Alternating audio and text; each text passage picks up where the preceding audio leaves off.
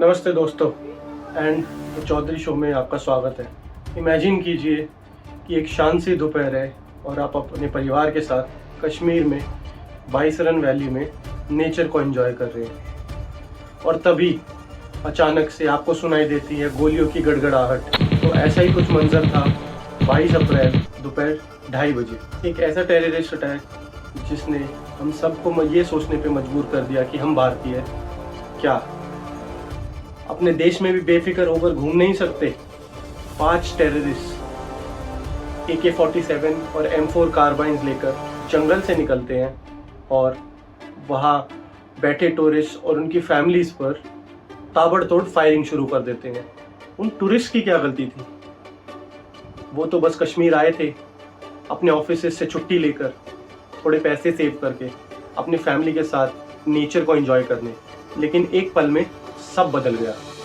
27 लोगों ने अपनी जानें गंवा दी, जिसमें 25 इंडियन, एक नेपाली और एक UAE सिटीजन भी था।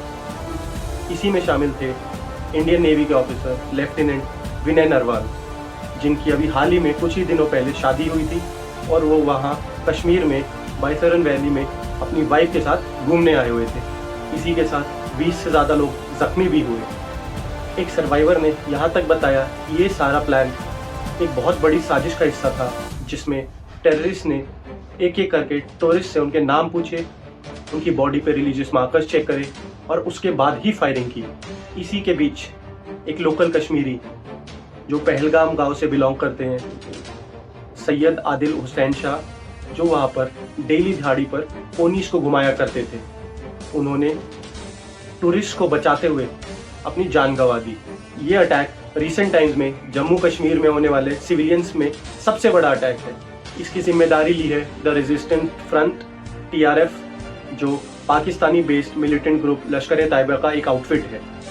इंटेलिजेंस के मुताबिक टोटल 5 टेररिस्ट थे, जिसमें 3 पाकिस्तानी थे और 2 लोकल कश्मीरी। पांचों ने अपने बॉडी पर कैमरेज भी लगाए हुए थे ताकि वह ये पूरा मंजर रिकॉर्ड कर सकें और पाकिस्तान और POK में बैठे अपने आकाओं तक इस पूरे घटनाक्रम की वीडियो को पहुंचा सकें। इंजर्ड को हेलीकॉप्टर्स और पोनीस के जरिए इवैक्यूएट किया गया और लोकल हॉस्पिटल पहुंचाया गया, क्योंकि बाइसरन वैली तक पहुंचने के लिए कोई भी रोड अवेलेबल नहीं है। यहाँ सिर्फ पैदल या पोनीस के थ्रू ही जाया जा सकता है। तो अब जानते हैं ऐसा क्यों हुआ। 2019 से जम्मू एंड कश्मीर एक यूनियन टेरिटरी बन गया था और आर्टिकल 370 हटने के बाद वह डायरेक्टली सेंट्रल गवर्नमेंट के कंट्रोल के अंडर आ गया एंड वहाँ कोई भी इलेक्टेड असेंबली नहीं थी। सुप्रीम कोर्ट ने आर्टिकल 370 के लिए अपना एक आदेश सुनाते हुए सरकार से कहा कि आपको जम्मू एंड कश्मीर में जल्द से जल्द डेमोक्रेटिक प्रोसेस इस्टेब्लिश करना पड़ेगा। डिफेंस और सिक्योरिटी एक्सपर्ट्स ने एडवाइस किया कि सिचुएशन को और पीसफुल होने देने के लिए थोड़ा और टाइम देना पड़ेगा। फिर आता है अक्टूबर 2024, जहां जम्मू कश्मीर में वापस असेंबली इलेक्शंस हुए, जो 2014 के बाद पहले थे।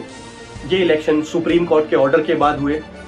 नेशनल कॉन्फ्रेंस ने इसमें सरकार बनाई और उमर अब्दुल्ला जम्मू कश्मीर के CM बने।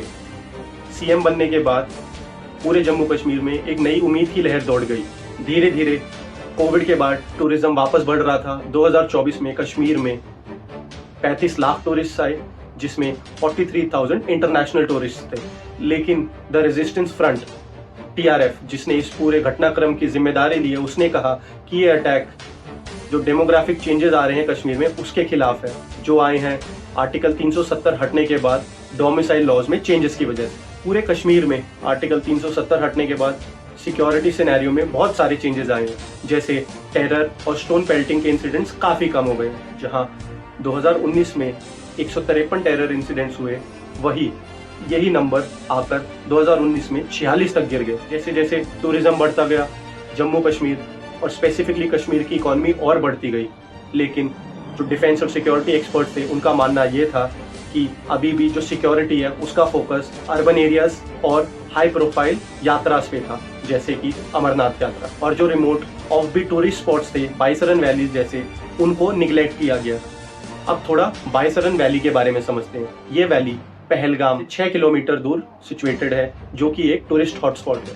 हर दिन यहाँ हजारों लोग ट्रैक करके या पोनी करके पहुँचते हैं, लेकिन नोट करने की बात यह है कि पूरे 5.5 किलोमीटर के ट्रैक में एक भी सिक्योरिटी या पुलिस चेक पोस्ट नहीं है।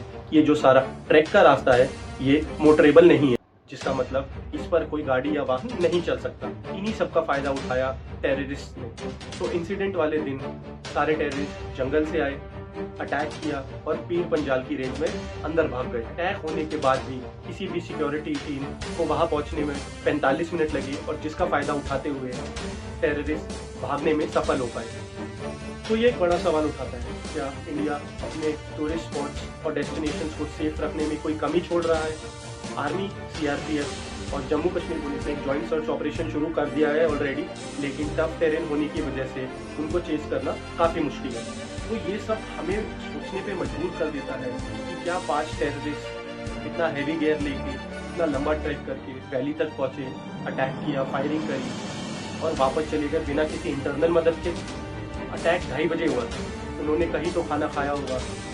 अटैक करके जब वो भाग रहे थे अपने गेयर को लेकर, उनको किसी ने तो देखा होगा। क्या उनकी शिनाख्त करने वाला कोई नहीं है? क्या वो हवा में गायब हो गए? और सबसे बड़ी बात, उनके पास M4 कार्बाइन जैसे हाईटेक असॉल्ट राइफल्स आई कहाँ से? ये एक क्लियर इंसिडेंट है क्रॉस बॉर्डर इन्फिल्ट्रेशन का। अटैक के बाद क्या हुआ?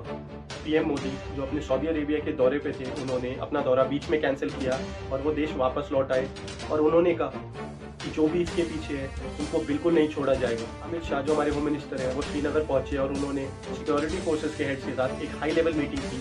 हालांकि इस हाई लेवल मीटिंग में उमर अब्दुल्ला इंक्लूडेड नहीं थे।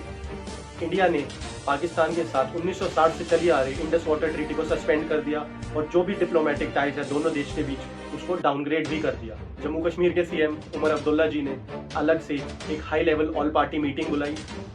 वहाँ के एलजी मनोज सिन्हा ने सिक्योरिटी फोर्सेस से डाउनलोड लिया। तो पूरे देश का एक ही सवाल है, इंसाफ, अब नहीं तो कब? तो दोस्तों, ये कहानी सिर्फ नंबर्स की नहीं है, ये मेरे और आपके दिल के दर्द की है। उन 27 लोगों के परिवार आंसुओं में डूबे हुए हैं और पूरे देश की आंखें नम हैं।